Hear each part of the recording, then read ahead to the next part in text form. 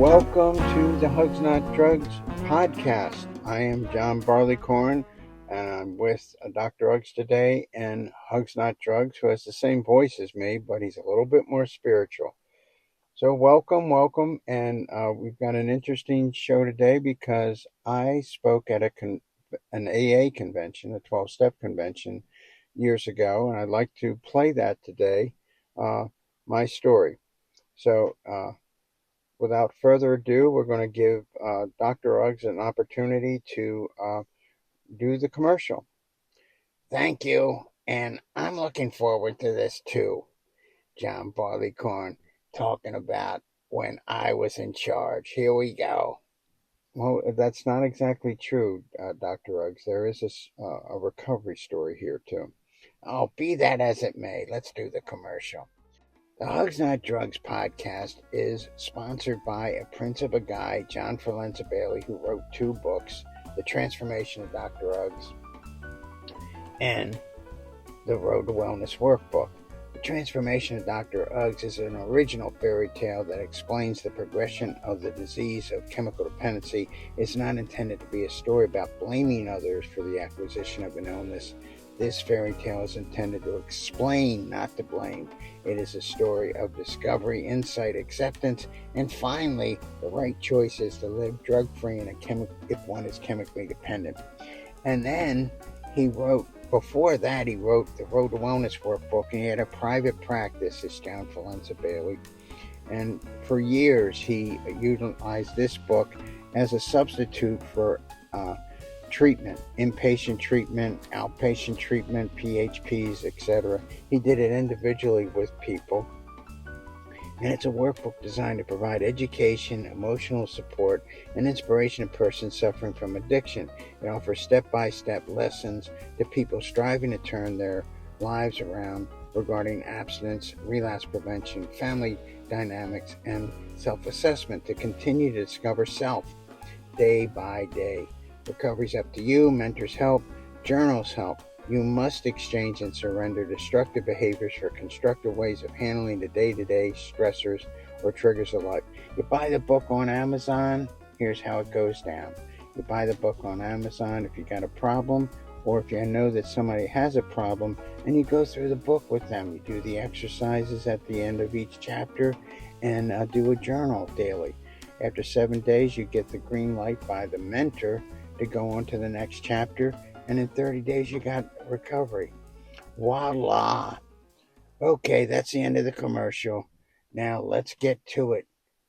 Go back to it, John Barleycorn. Okay, here's something I think you'll enjoy. I hope you enjoy it.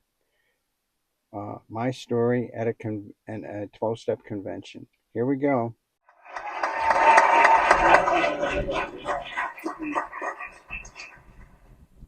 My name is John B., and I'm an alcoholic. Okay. I asked for some words of wisdom before. I said I was alcoholic, right? I'll be checking in with you a lot during this. I asked my sponsor today, got any words of wisdom for me, to do this convention thing. And he said, just be yourself and take a few deep breaths and just get grounded and everything will be okay. You're funny. I said, yeah, I know, I'm real funny. So I don't have any problem with being funny. But I do have like a problem walking my talk. I think that would be, it's easy to talk, but being able to, when somebody new is in recovery and being available for that person, how good am I at that? I wouldn't give myself 4 stars for that. So I'm alcoholic. So I'm going to do what he asked me to do right now. Take a couple of deep breaths.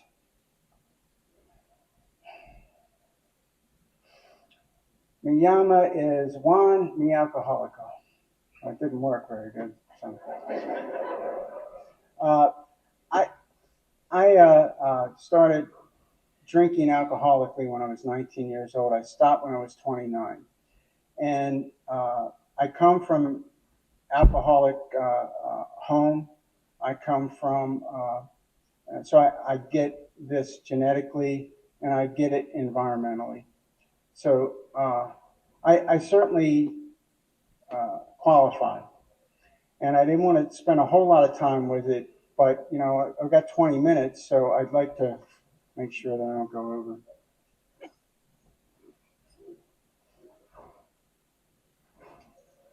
Otherwise, I would keep you captive here for the next 2 hours. So I don't want to do that. It's not fair. I just like to have people have a good time. That was my role in my family, to be the mascot, to be the cheerful one, to be to have everybody laughing and stuff like that. Because in my household, my mom was raised by an alcoholic, and so she was really affected. And there was rules in her house: don't trust, don't talk, don't identify feelings, don't ask a whole lot of questions, don't think, react. And I learned that from her. And I think my father was a functional alcoholic, although he would deny that. And both of them are deceased now. And I loved them very much, but I didn't like their behavior. Now, that's not how I grew up, though. I mean, I learned all that in recovery. I hated them, and I wanted to kill them when I was sick, because I got real sick, and I got sick real fast. My first drunk alcoholically, because I did do some drinking. When I started drinking and smoking cigarettes when I was 7. Tell them we're busy. Okay. Somebody was using a phone. I John B's I started drinking communion wine when I became an altar boy. I became an altar boy when I was 7, and by the time I was 9, I was president of the altar boys. So I think there was some kind of motivation there, but I never got into trouble. I think an alcoholic is somebody that gets in trouble because of use and abuse of alcohol, and that was certainly me, undeniably, looking back when I was 19. When I was 19, I went away to University of Maryland. I'm from Baltimore, and I went to, I was a junior, and I got drunk the first night, and I was drinking with the seniors, and a lot of low self-esteem issues, and very shy, and kind of lived a sheltered life. And but when I had acne, and so all over my face, and I started drinking Schlitz beer, and the acne went away, and I could talk, and it was, I loved everybody, and everybody loved me. And so that night there were some consequences. I had some bed spins. I grayed out a little bit. I ended up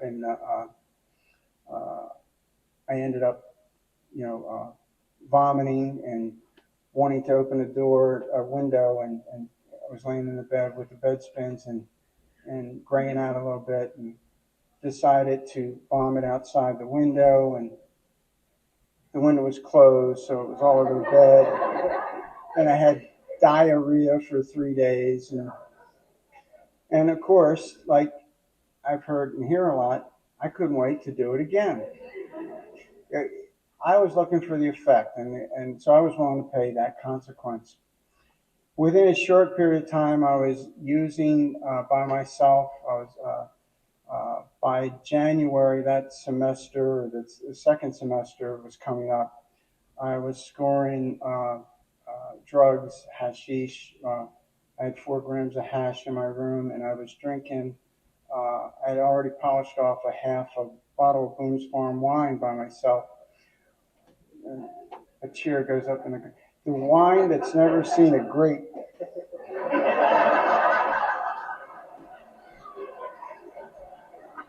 So I did that, and there was a knock on the door. Who is it? It's the police. Oh gosh. So I took the 4 grams of hash and ate it and answered the door because I was slick. And it was just a kid walking down knocking on everybody's door saying he was the police. When I got into recovery, I knew a recovering bulimic, and she said, "Why didn't you just vomit that stuff up?" I immediately got a resentment because I wasn't thinking that way. It would have been the best thing to do. I went on a major psychotic thing, drug-induced psychosis. That was the end of my college. I ended up being at the University of Maryland Hospital instead of University of Maryland. And in Baltimore, I drove home in a psychotic state after 3 days. It was horrible. I mean, but I make light of it because I've resolved it. I mean, conflict is good, but resolution of conflict is better.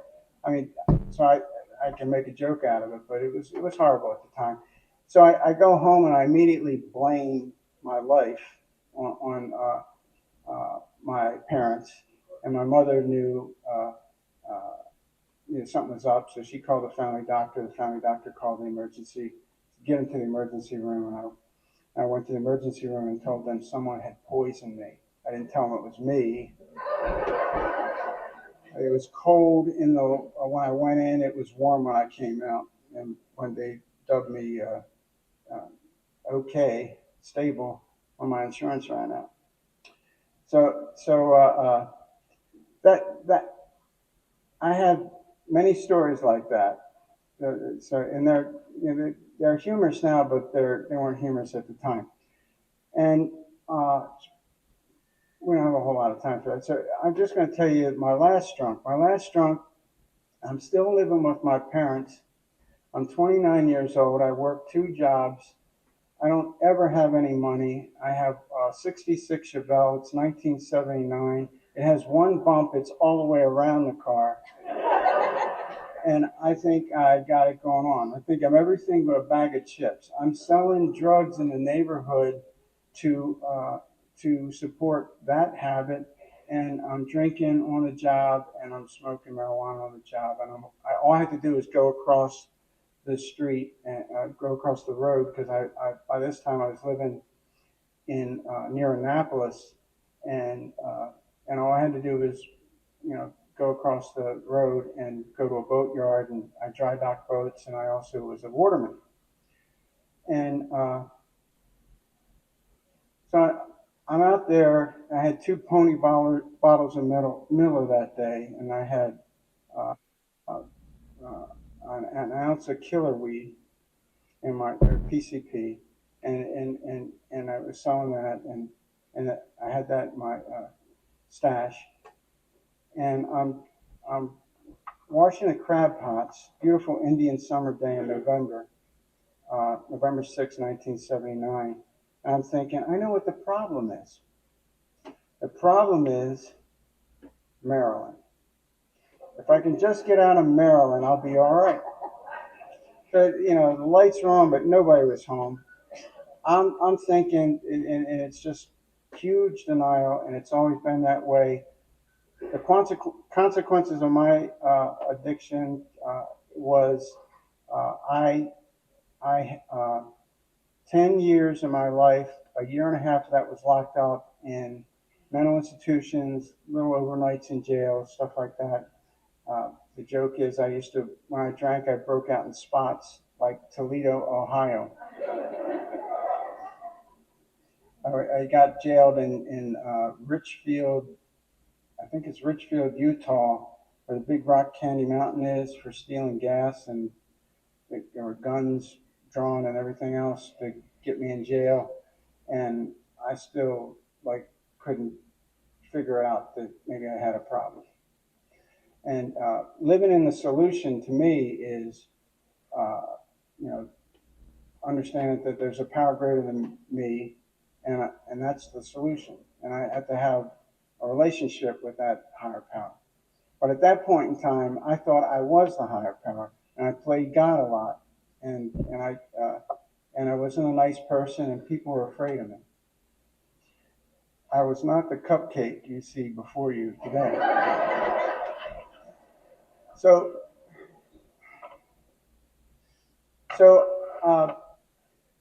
I decided, I was going to become a great actor, and I ended up thinking this delusional thought that day, and I decided to go to New York to become a great actor. I don't have any experience acting, and but I do look a little like Jack Nicholson.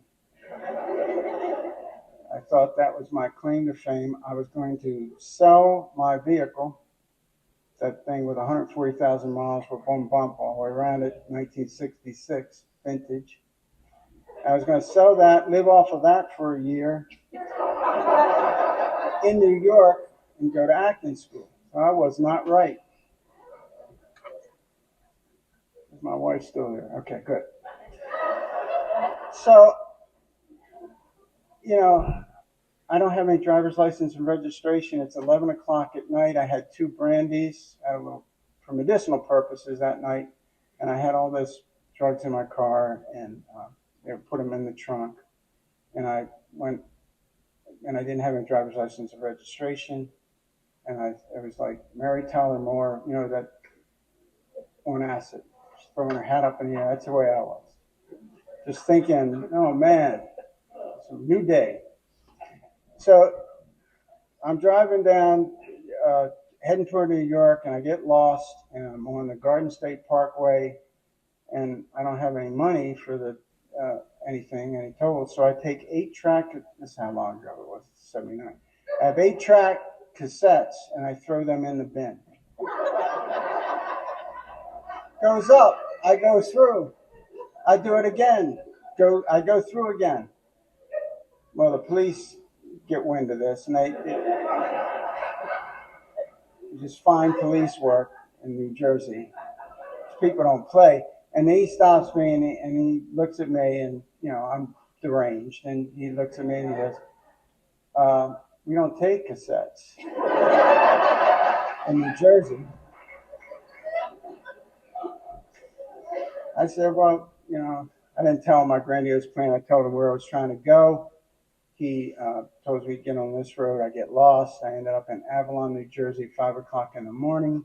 5 o'clock in the morning, I'm out doing some kind of dramatic thing out in the ocean, yelling somebody's name, making a lot of crazy connections that don't fit. And police pull up. And you know how people don't like to work on their job if you have something difficult. So you see somebody like me out there in November, up to their waist in the water, screaming.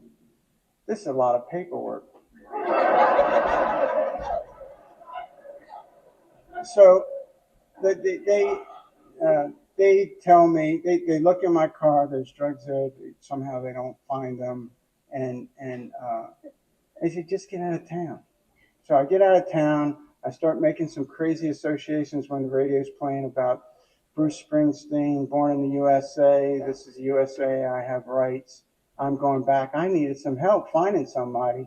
They need to help me. I pull in front of the police station, and I have a flight jacket on and dingo boots, and I take all my clothes off and just leave my dingo boots on and my flight jacket on. I go into the police station. It really wasn't that funny at the time. And there was a woman in there, and she was not impressed. And the same 2 cops that told me to get out of town were there. And they were rude. They were absolutely rude. They threw me in the jug, and I had to go through DTs in jail. It wasn't the first time I went through DTs in jail. It wasn't the first time I was locked up. It wasn't the first time. It was the first time that I said I'm crazy and I'm an alcoholic. I've been exposed to AA when I was like 20. Well, I was exposed to AA that time, but I was exposed to AA in group therapy one time when I was 21 or 22. I went to group therapy drunk on the wrong night when I was 22. They said, go to this meeting. And boy, I thought it was a beautiful program for the people that needed it. It wasn't me, because I was too smart and too good looking. By the time I got to AA when I was 29, I felt like I was I didn't deserve anything. And but I got out of there finally. I won't bore you with that. There was because I'm running out. I don't want to go over it. Uh, but I did get out of there, and I made a vow to God when I did get out of there. Well, my moment of truth and my bottom was I got into a fight in there, and I wanted to kill somebody. I was homicidal, and that had never happened to me before, and it scared the bejesus out of me. That I didn't mind being suicidal, but I didn't want to take anybody's life and have to live with that. And so I'm standing in line for my mashed potatoes. It's around Thanksgiving, and I'm thinking, well, maybe I do have this is my spiritual awakening. Maybe I do have a problem with alcohol and drugs. There I do. And I made a vow to God that if I ever got out, I would seek help through AA. And that's what I did. And just because I made that vow, that didn't mean that I was I was still many fries short of a happy meal. I got out of there though, and I went to my mother the next day was crazier than I was when she saw me because this it's a family illness, and she saw how I reminded her so much of her father. It wasn't even funny, and she was crazier than I was, if you can believe that. The next day, and she was really sick. She was just completely destroyed emotionally because of I'm the only son. I have three sisters, and this was not what they had hoped for. So at any rate, that I start going to meetings, and I asked my mom where the meetings were. She knew exactly where Duke of Gloucester Street was in Annapolis, and I start going there. And because I went there, the guy looked at me and he said, "Don't drink no matter what. You can do that for 24 hours." I said, "Yes." He said, I know this is AA, but he said, "Don't use drugs either. Can you do that?" I said, "Yeah."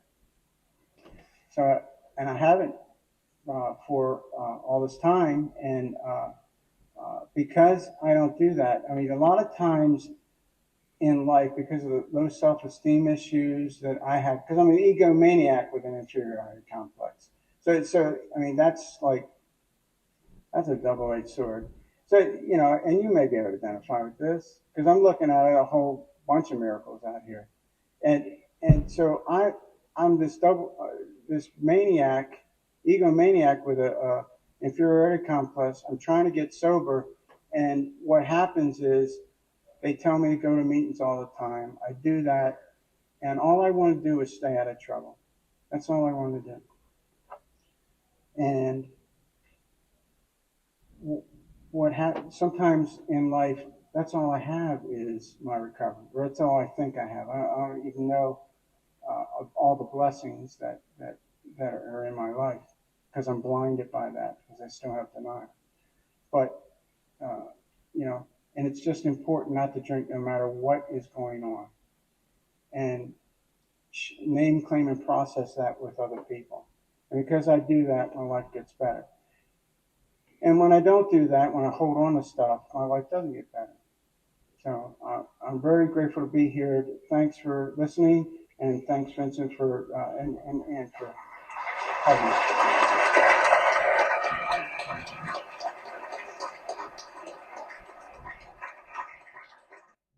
Thanks a lot, John. That was really great.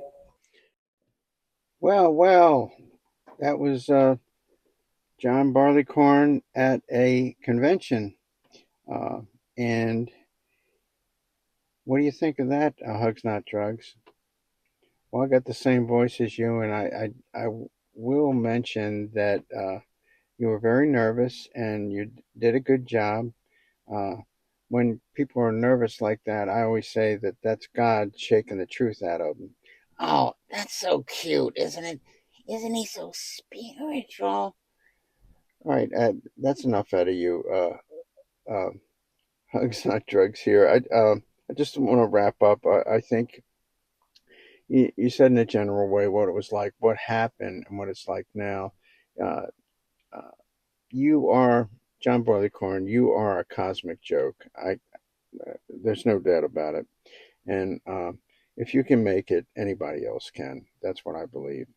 And I hope everybody has a great day. I hope this was inspirational to you. I hope it made you laugh, even though the subject matter was very horrible situations. But laughter is a key and a great medicine to heal. So you can only laugh at this stuff when you've done the real work. John left that out big time. Works the steps, trusts God, clean house, help others, lives the steps, and for goodness sake, needs to do that on a daily basis. So everybody, have a great day. I hope this was good for you. We'll see you next time. And Harry, take us out with that beautiful song of yours that you have with your band. Sketchbook. Go for it, buddy. Love you.